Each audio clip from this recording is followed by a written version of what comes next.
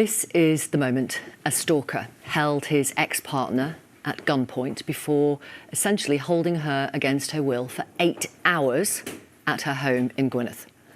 The woman's name is Rhiannon Bragg.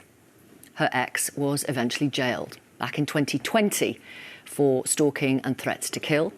He was released in February this year on licence. In England and Wales, 1.6 million people were the victims of stalking in the year to March 2023, according to the Crime Survey for England and Wales.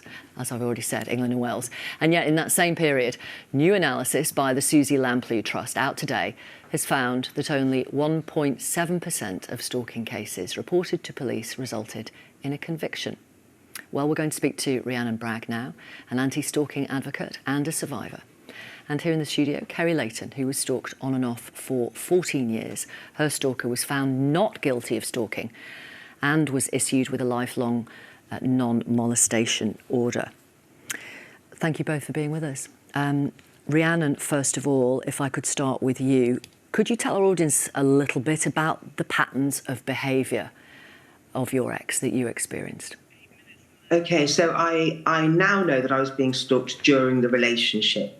An example might be that I'd been to shopping with a friend, and within a period of a few hours, he called 6 times. And I was used to that. He was just checking I was okay. But she pointed out it was unusual behaviour. And it was only when the relationship ended that the stalking really ramped up. But because I was slightly used to it, I didn't actually report anything for the first few weeks. And what made me go to the police first of all was the first time that he'd laid in wait and ambushed me when I got back to our home, which is a rural property. There was no one else around. And for me, I felt that was a step too far. So I approached the police, not knowing I'd been in an abusive relationship. Such can be the nature of coercive control and how it creeps up. And I was told he'd be arrested for harassment and menacing behaviour. I now know that what I was reporting was textbook stalking, and that's what it should have been recognised as. He was arrested 3 times over the next 3 weeks. He had no particular concerns about the bounds put on him by the police, and the matter went to the CPS at the end of that time, who have now admitted it was the wrong decision but failed to charge him. So it then meant there was a very angry stalker released back into the community with no bounds upon him. And the stalking very much continued and increased in its intensity. And as you point out, I've said we live rurally. Shooting is very much part of rural life. It's something that we used to do together. And he was a licensed firearms holder and had possession of weapons during this time. I knew it was getting worse. I didn't know what was going to happen, but I knew something would happen. I had, through this time, kept reporting to the police. But the final incident happened then 4 months after I'd ended the relationship, when, as you've said, he held me at gunpoint overnight. He ambushed me again when I came home, used a gun that I'd used myself for clays before. And that was the beginning of 8 hours of absolute hell, quite frankly. It only came to an end because in his mind, we were going to be back together, right, despite the stalking, despite having been threatening to kill me. So there were a number of times that night I didn't think I'd see my children again. He still had decided that was it, we'd be together. And he allowed me to go to a doctor's appointment that he knew I already had.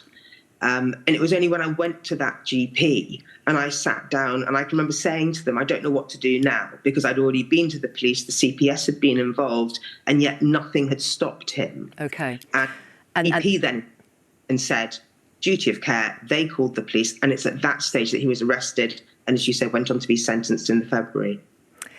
Rhiannon, I'm going to bring in Kerry, who is sitting alongside me in the studio. The man who stalked you, you met for the first time in 2004, and that carried on and off for 14 years. Yeah, that's right.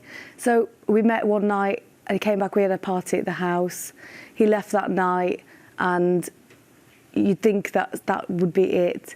But unfortunately, the next day, he was outside my house before I went to work, and then he was outside my place of work when I went home. And then he was outside there again in the evening. A bunch of flowers turned up. It's all happened quite quickly. Then got hold of my landline number. And I was so young at the time, I was 19, so I really tried to ignore a lot of it. It just felt like weird behaviour, but I just did not have the skills or the voice to know what to do. But it got worse and worse and worse over that initial 2-year period. To the And point, at any point, are you thinking, God, this is stalking? At the time, I remember a family member telling me to go and report it back then.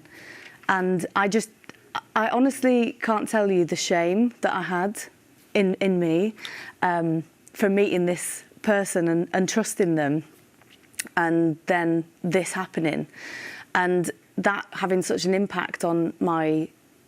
in some ways, I felt like I kind of had like brought it on somehow, you know. So I just, as a young woman, just felt like I didn't want to make a fuss. Right, understood. So that was the main thing for me. Yeah. That is a big regret because what happened next is. Go on. Well, it got so bad. I remember some friends telling him to stop, and it didn't. And I left the country, and the night before I left the country, he was at my window peering in bed. Me in bed with my then partner, and like that just been a horrific ordeal in itself without from anything else.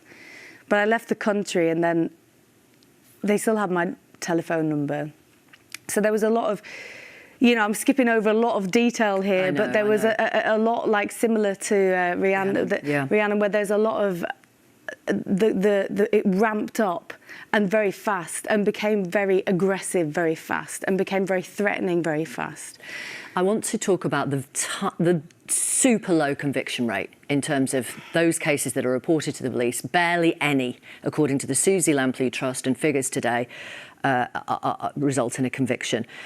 Rhiannon, yours did. I mean, he was jailed for 4 years. He's now out on licence. Recently, you were absolutely petrified and talking to journalists about how scared you was about him being released. How does it feel now, Rhiannon, to know that he is out? It is, well, we're totally reliant on the authorities to keep us and others safe from someone who I feel is a dangerous offender. He does have, as you've said, he's robust licence conditions he has to adhere to. But yes, as I said, I feel he's a high-risk individual. I try and lead my life as normally as possible. It will never be completely normal again. Something like this doesn't leave you. The trauma is still very much with us. But to not do that, to not be able to lead your life normally, is an incredibly destructive thing. And it's something that happened whilst I was being stalked. Your world gets smaller and smaller. Kerry, in your case, he was found not guilty of stalking. He was given a lifelong non-molestation order, I think they're called. Restraining order. Restraining order, I beg your pardon. Yeah, which is quite rare. They don't hand them out easily, so you can get a 5 or a 10 year. But I took it all the way to the magistrate's court, despite them telling me... What was that? The whole process was almost as traumatic as having a stalker in the first place. Really? Absolutely. That the criminal justice system is not geared in favour of actual victims. I don't believe that I was treated properly during that process. Okay. There was evidence that was lost. There was evidence destroyed in front of me where he turned up at one of my events. So as a musician, I had to self-cancel and go under as an alias, which was really traumatic of my career as a singer. They made their way to an event and got backstage. And at this point, there was already a warrant out for his arrest. And they failed to turn up in time to arrest him. So he escaped. And they even destroyed evidence there and then in front of me and said, oh, it's not like a detective program where we can just scan it for fingerprints. So I was thinking, there's an actual warrant out for this person's arrest. I then had to do my own detective work for 8 months to find him and get him arrested. And then it was 2 years almost to take it to through the criminal justice system. Thank you very much, Kerry. Kerry Layton, thank you for being with us and sharing your experiences. Rhiannon Bragg, thank you as well for joining us from your home. We appreciate it. Thanks for your time. Thank you. And if you've been affected by the kind of conversations we've just been having, there is a range of organisations and websites that can offer you advice and support, all on the BBC Action Line website, bbc.co.uk/Action Line.